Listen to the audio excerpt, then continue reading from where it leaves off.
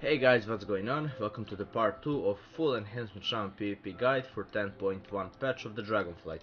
And this part 2 will be the full rotation guide, which I couldn't manage to snuck into the previous part because it was already too long, 38 minutes if I'm not mistaken, and I covered there literally everything: gear, talents, addons, macros, everything. So in case you haven't checked that and you're interested about it, well, make sure to check it. You'll have link at the end of the video, link in the description, in the comments and everywhere.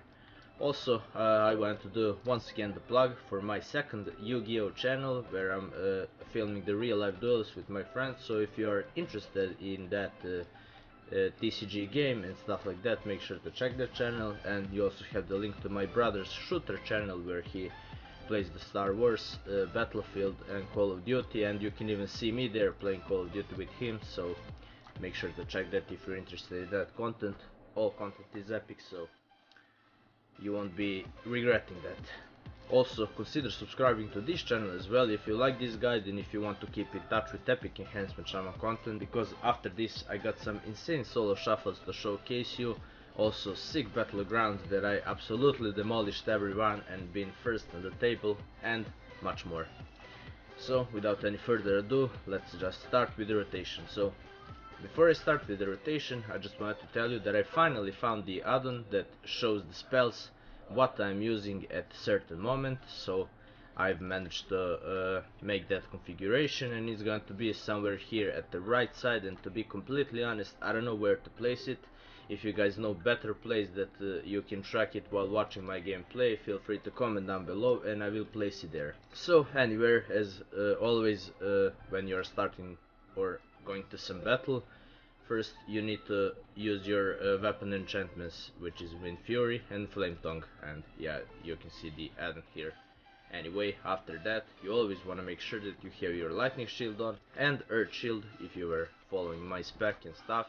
If you don't have it, then you won't be needing to use it. Anyway, start to every fight should be always with your shocks. So if you're starting against some range and somebody that could kite you, then you always want to start with the frost shock, and following that just go for the flame shock as well, because it's a good dot and it's good especially versus the classes that can go back to the stealth. So you always want to make sure, if you are playing against any stealther, that you use your flame shock first. If you are fighting some range or somebody that's kiting you, start with the frost shock always. If you're fighting some melee that's gonna charge you and go into you, or any stealther, then go for the flame shock and you're good. So after we cover those shocks, next thing that you want to do starting in the fight is open already with feral spirits. So you use your shocks, open with feral spirits, and start pumping the storm strike in. When the storm strike is on cooldown, then you go for the ice strike, and then if you have nothing, then you will go for the crash lightning.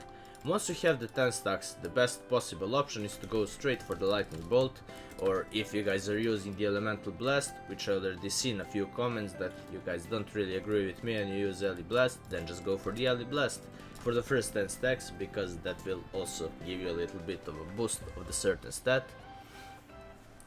So that's pretty much the beginning of any fight. So again, start with the shocks, use your feral spirits, unfortunately I don't see it now, storm strike, ice strike, then go to the crash lightning, and in most situations you will already have the 10 stacks, because you're also going to be hit, unlike with this dummy. So you just use that lightning bolt, and already from that start you deal quite good amount of damage.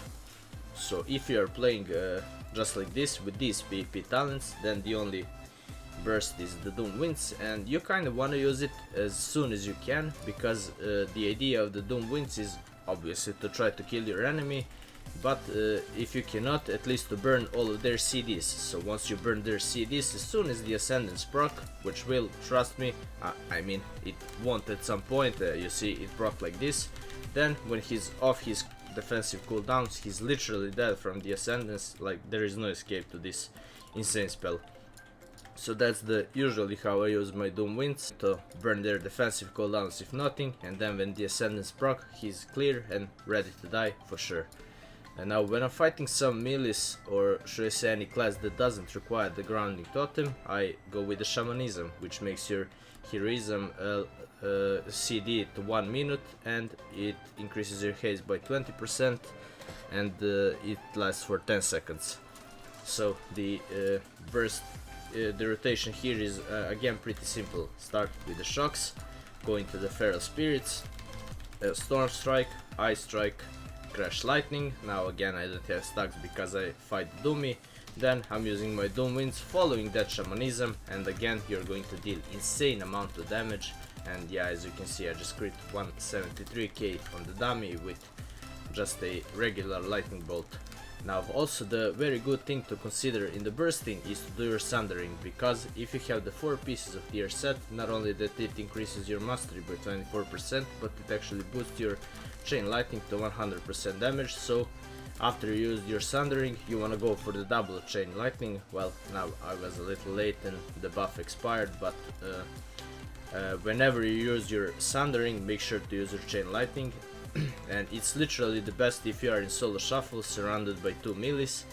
Then you go with your regular opening, use your crash lightning, and then go straight into a sundering and pump up the 2 chain lightnings, and you're going to deal so many damage to them, and their healer is going to be in a great danger, and they will have to use all their big CDs in order to survive, or if they don't, they will end up dead, which happens from time to time. I've seen a lot of things in so many solo shuffles that I have played, so that's also a one part of that burst. So let's go over this once again. So you start with your shocks, going straight into the feral spirits, storm strike, ice strike. Then if the storm strike resetted, go for it again, then crash lightning, then use your lightning bolt.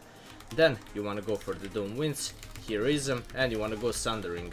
Well, now go for 1 chain lightning, it resets half of your Maelstrom stacks, then go another chain lightning. As you can see, we dealt there a ton of damage, and then here you can go back to your regular lightning bolt, or if you're still fighting the fully melees, then you just keep spamming the chain lightning every 10 stacks that you have, and obviously every crash lightning, and you just wanna cleave the hell out of them. And again, with the ride of lightning and everything else, you're going to do such a good job for that. And when the Ascendance proc with Orm's invocation, if the last thing was that you use the chain lightning, then you're going to destroy literally a whole enemy team at the same time, so nobody's surviving that solo shuffle. So yeah, I guess that is about the burst. Now I want to talk a little bit about defensives, because a lot of you are asking me when to use what and stuff like that. So first of all, that you should keep in your mind is to always remember to refresh your Earth Shield, especially when you're attacked, because it's gone quite easily, and if there is some class that can dispel, they will try to dispel that, so always make sure to refresh it. It's a very good amount of healing for those stacks, and it costs you just only 1 global CD and a little bit mana, which is nothing. Of course, when the fight starts, you want to use your healing stream totem straight away, because it lasts 15 seconds and his CD is only 24 if you're using totemic surge, as you should. So pretty much, as you can see, it heals quite a good amount of health, and eventually its CD is only the 10 seconds, you know, from the window that it expired, and it refreshes, so make sure to use those two as much as you can. If people are starting to focus you from the beginning, then you want to go for the Earth Elemental, which will increase your health for 15%, which will make you more heavier and tankier. So a lot of people in that situation knows to change their mind, so they start attacking someone.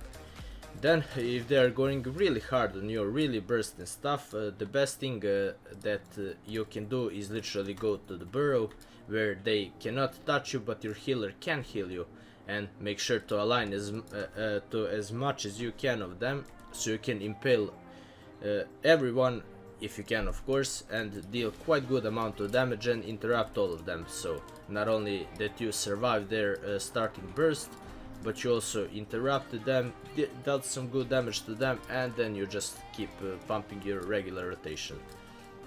Now when the second wave of them trying to kill you is coming, then make sure to go for the Astral Shift, and especially if you're using the Plains Traveler, which I explain when I use which one, so you want to use that as soon as possible, so if the game is longer you're going to have 2 astral shifts during that time.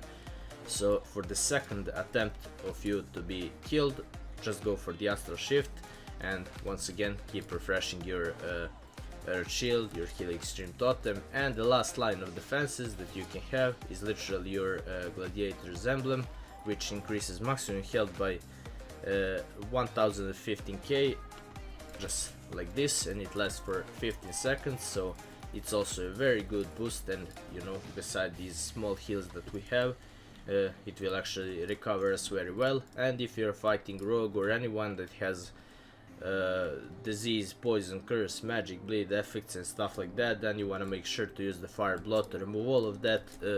It's the best, especially versus assassins rogues, so that's what I like the Iron Dwarf.